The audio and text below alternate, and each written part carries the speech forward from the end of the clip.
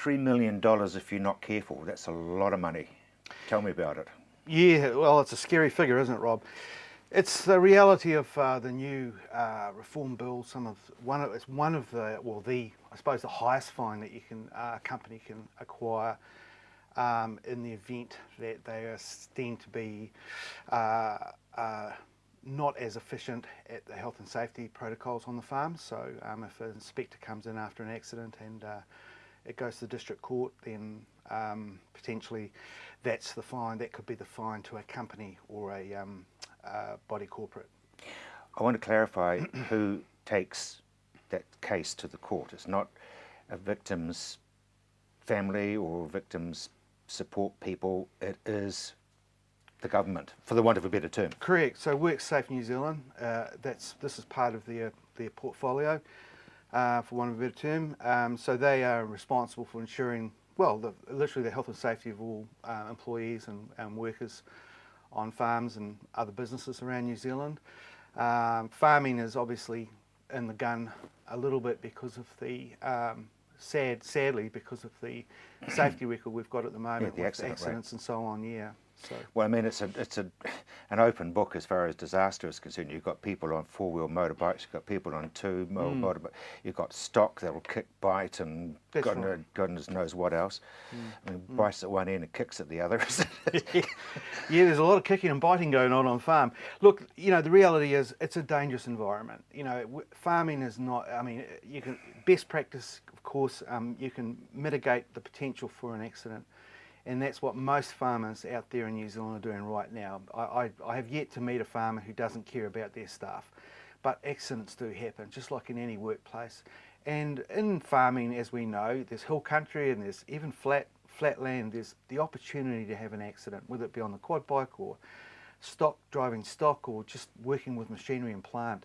It can be as simple as that. So, but Dave, there's got to be more to it than just people visiting the farm, signing out indemnity and saying, yes, I have seen what's been written about safety here.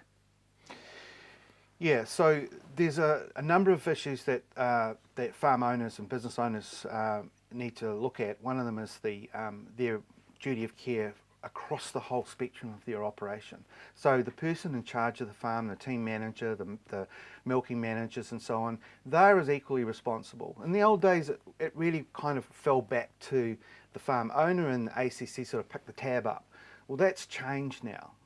The reality is the farmer, the team manager, the team leader, the milking manager, the guy driving who's in charge of all the harvesters or whatever the case may be, they're all responsible.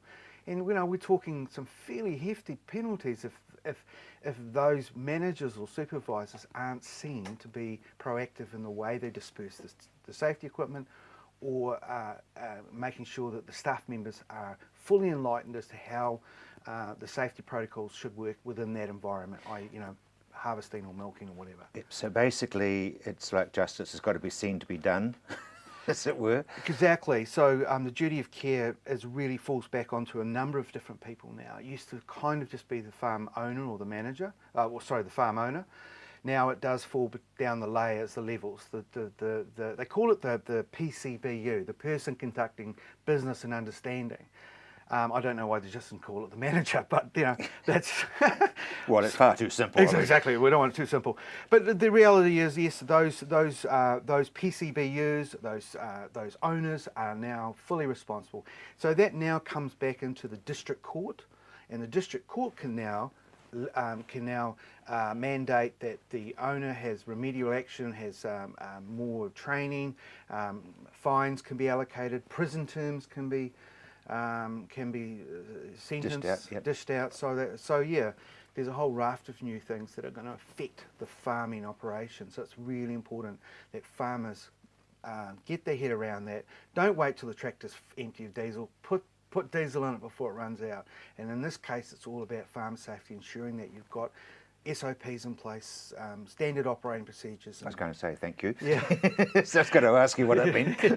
Standard operating procedures. You've got a good health and safety program in place. You've recruited the right people to write those protocols for you.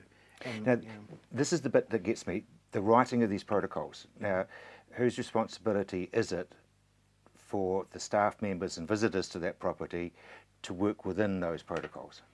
Okay, so it comes back to the manager. The manager, the person operating, who's in charge of that farm or that operation at that time. Doesn't matter whether you're a harvesting contractor, silage, milking, dry stock, it doesn't matter. If you're in charge of human lives, you are responsible for them. So it's up to you to ensure that you're fully trained and fully aware of your responsibilities, your limitations, and also make sure that your team members are adhering to those protocols, whether it be making sure they're wearing helmets, they've got high vis, they've got protective gear if they're using chainsaws or other equipment. It's fully on you to ensure that those things are carried out. But how can you stop somebody rolling a ute off a farm track going up a hill that's very, very steep? Well, you can't really. I mean, that comes back to a bit of training as well. We don't send the boy up a hill block who's never ridden a quad bike or a tractor before. You know, we make sure that that person has been fully trained in the practices of driving, whether it be a quad bike or a tractor or a four-wheel drive. Those are basic things, and I think most farmers do that as a matter of course. But, you know, there was a sad case not so long ago of a 14-year-old boy who drowned, who got pinned under his quad bike. I think it was about 3 months ago, and he was drowned. Now, the kid was safe. He was riding very safely, and it was flatland dairy. He was just bringing some milk cows in. It was dark, and he rolled the bike into a 2-foot ditch and drowned himself. Now, the terrible tragedy of that was that that kid wasn't being silly. He wasn't doing anything wrong, really. He just didn't see the ditch.